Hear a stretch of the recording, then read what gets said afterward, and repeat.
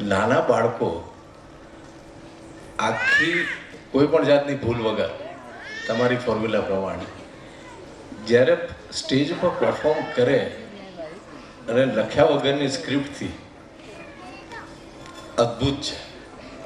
અને ત્યારે ખરેખર આપણને એમ થાય કે આપણે જો આ જ તબક્કે ફરીથી જિંદગી જીવવાનો જો અવસર મળતે તો ચોક્કસ નૃત્ય અથવા કોઈ પણ એવી ફાઇન આર્ટ જરૂરથી આપણે અપનાવતા.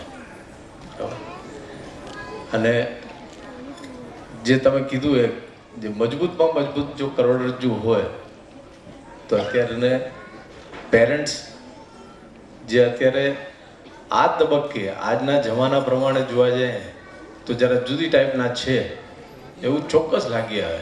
આ હોલ, આ સભાગૃહ અત્યારે જે લોકોથી સુશોભિત છે એ આપ લોકો છો.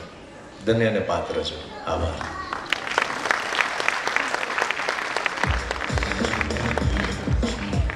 આપણે ત્યાં છે મેમ.